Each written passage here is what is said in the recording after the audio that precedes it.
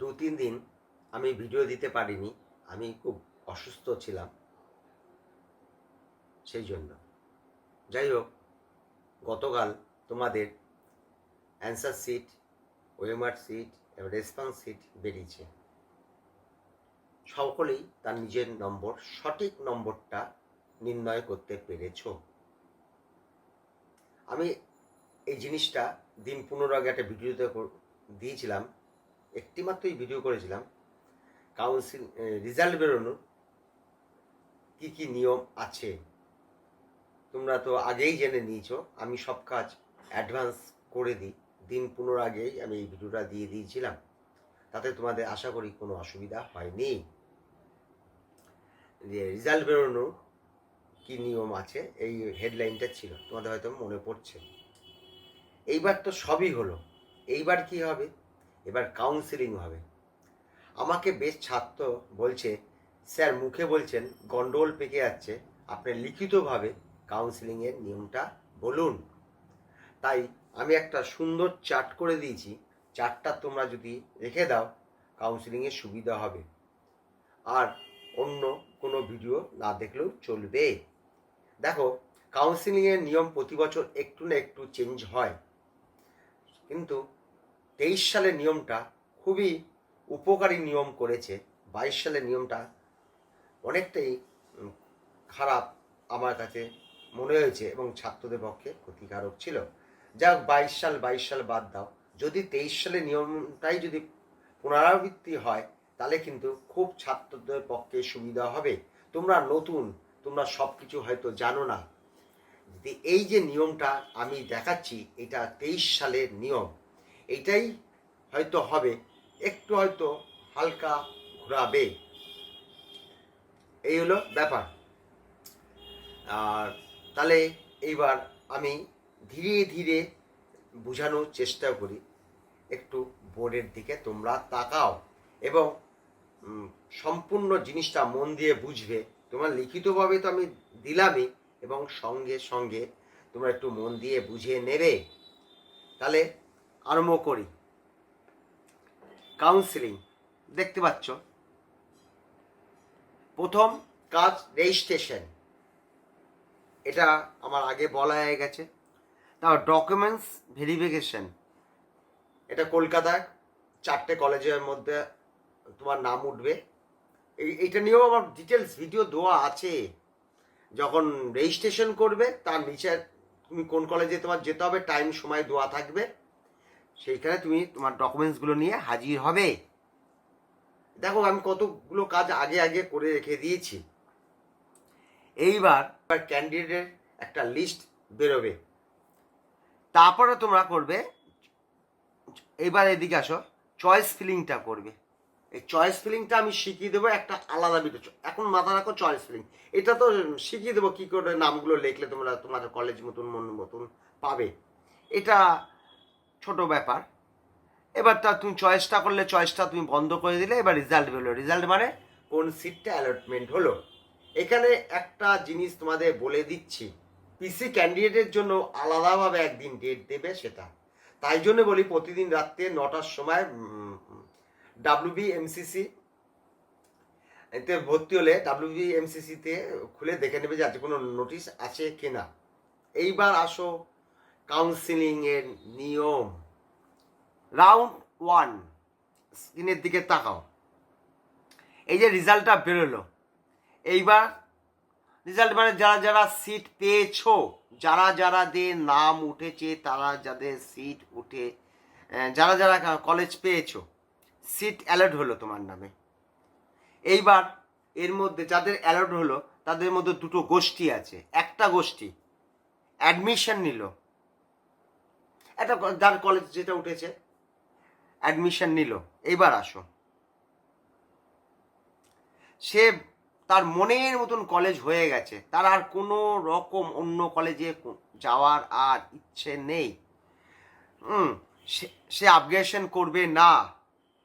এই যে যারা সিটে ভর্তি হচ্ছে তাদের কথা বলছি, তাদের কাউন্সিলিং সেখানে শেষ হয়ে গেল। তারা পরবর্তী ক্ষেত্রে যদি ইচ্ছা করে আমি আমি করবো না, তাদের আর ওইখান থেকে বেরোনোর ইচ্ছা নেই, কারণ তুমি আপগ্রেশনে ওখানে টিক দিয়ে আসুনি, তাই জন্য তোমার এখানে শেষ হয়ে গেল। পরবর্তী মত চেঞ্জ করতে তুমি পারবে না। কিন্তু আমি বলছি আপগ্রেশন করবে বলে টিক মেরে দিয়ে আসবে। তুমি পরে যদি না যাও কোনো অসুবিধা নেই, কোনো অসুবিধা নেই, একটা অপশান খুলে রেখে দেবে, একবারে তুমি এটা করবে না। এটা অনেকেই ভুল করে পরে পস্তায়। তুমি জানো আমি ধরো সাগর দত্ত পাবো, তোমার ফার্স্ট রাউন্ডে সাগর দত্ত হয়ে গেছে, তাও আপগ্রেশন করে টিক মেরে আসবে। যদি 15 দিন করে মত চেঞ্জ হয়, এমন কোনো খবর আসে আরও ভালো কলেজ পাও, ঠিক আছে, তারপর করলে না, তাহলে তোমার ওই কলেজটাই থাকবে, কলেজ তোমার চেঞ্জ হয়ে যাবে না। আচ্ছা, এইবার আসো দ্বিতীয় গোষ্ঠী, যারা অ্যাডমিশন নিল না, নাম ওঠা সত্ত্বেও আমার যে কলেজটা নাম উঠেছে আমি ভর্তি হব না, থাকবেই, হলে না, কোনো অসুবিধা নেই।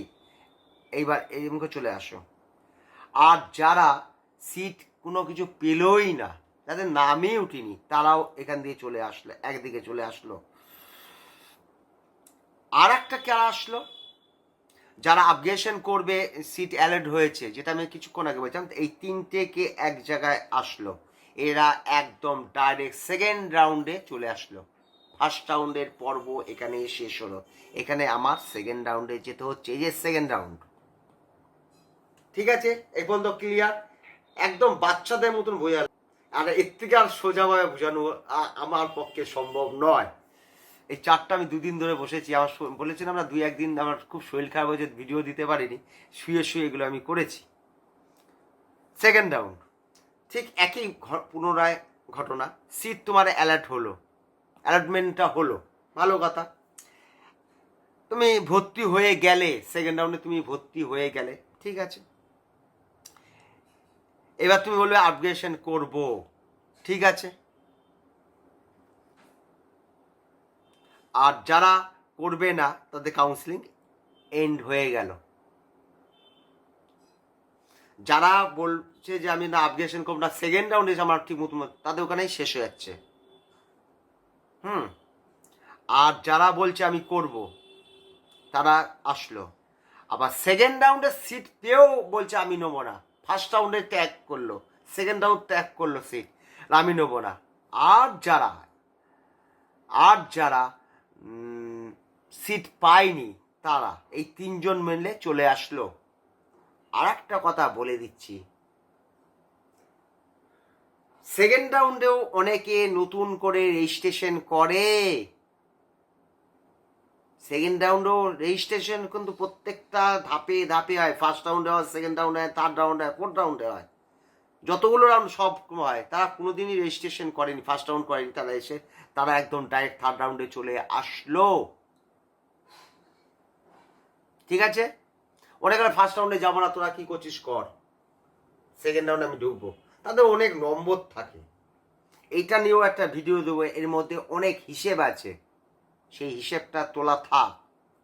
এ আসো, আর একটা জিনিস দেখো, যারা প্রথম রাউন্ডে সিট পেয়েছো নাওনি, সেকেন্ড রাউন্ডে যা সিট পেয়েছো নাওনি,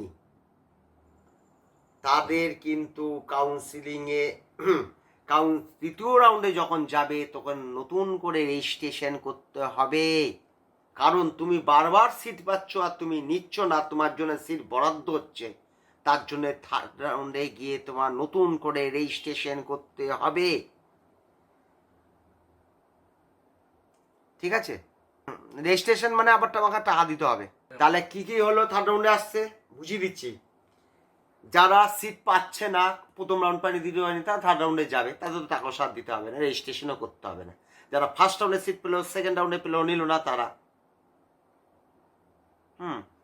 তাদের টাকা রেজিস্ট্রেশন করতে হবে, টাকা দিতে হবে, যে যা কাজটা যার যা রেট আছে সেগুলো দিতে হবে। এবার থার্ড রাউন্ড শুরু হয়ে যাচ্ছে।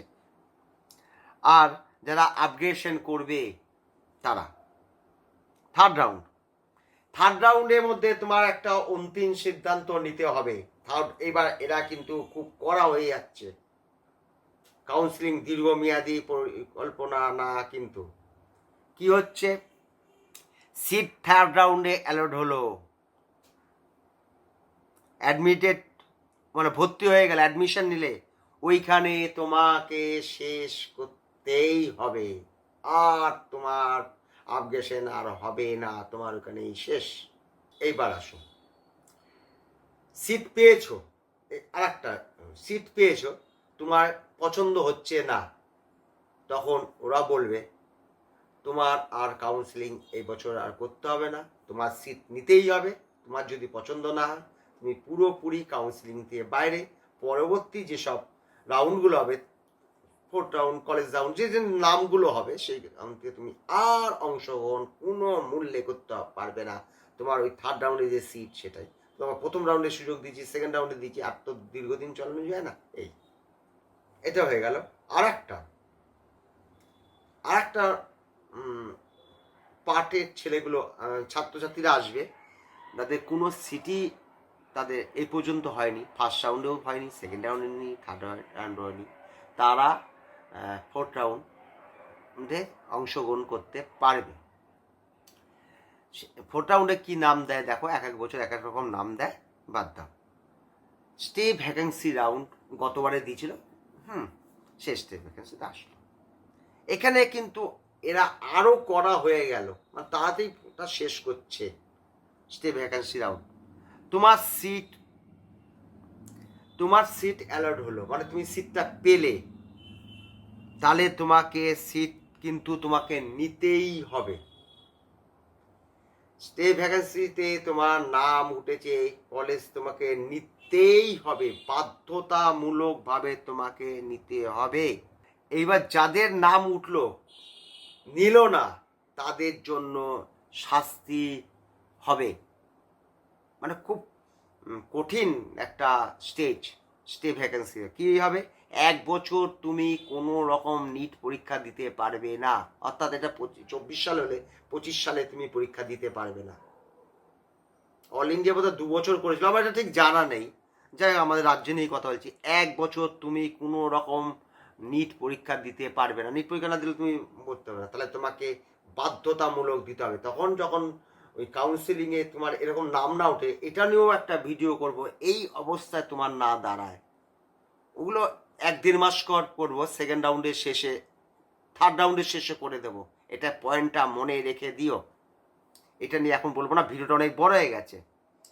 এবার যারা সিট পেলেও না, তাহলে ওরা এবার কলেজ রাউন্ড যেগুলো হবে, অবশ্যই তার ফার্স্ট রাউন্ড পায়নি, সেকেন্ড রাউন্ড পায়নি, থার্ড রাউন্ড পায়নি, এই ফোর্থ রাউন্ড মানে পায়নি, ফিফথ রাউন্ডে যদি হয়, যদি সিট থাকে, তারা যাবে। এই ছিল বিষয়বস্তু। দেখো, এত সুন্দর বাচ্চাদের মতন আমি বোঝানোর চেষ্টা করেছি। এটা গতবারের নিয়ম ছিল, যদি এই নিয়মটা হয় খুবই ভালো হবে, কারণ আমি এখানে এই ব্যাপারে প্রায় 5-7 বছর ধরে রয়েছি, আমি জানি যতবার কাউন্সিলিং হয়েছে ততবার থেকে এটা সব থেকে শ্রেষ্ঠ নিয়ম। এর মধ্যে আরও কিছু ব্যাপার ছিল, নিয়মের না, টেকনিক্যাল ব্যাপারগুলো ছিল, সেগুলো তোমাদের বলবো, তোমরা কিন্তু অনেক সুবিধা পাবে তাতে। হ্যাঁ, যখন ওই চয়েস ফিলিংয়ের সময় ওইগুলো বলবো, টেকনিক্যাল দিকগুলো তোমাদের পটাপট করে কলেজগুলো পেয়ে যাবে। নম্বর থাকা চাই, একটু ভালো কলেজগুলো পাওয়ার বুদ্ধিগুলো তোমাদের আমি দিয়ে দেবো। সেটা তো এখন 1-1.5 মাস পর। যা ভিডিওটা যদি ভালো লাগে, তোমরা কিন্তু অবশ্যই লাইক করবে, সাবস্ক্রাইব যাদের প্রয়োজন তারা করবে। লাইকটা দিলে মনটা খুব ভালো লাগে, এত পরিশ্রমটা সার্থক হয়। আমি লাইকের আশায় বসে থাকলাম, এবং পরবর্তী ভিডিও দেওয়ার জন্য আমি রেডি হচ্ছি। গুড নাইট, সকলেই ভালো থেকো।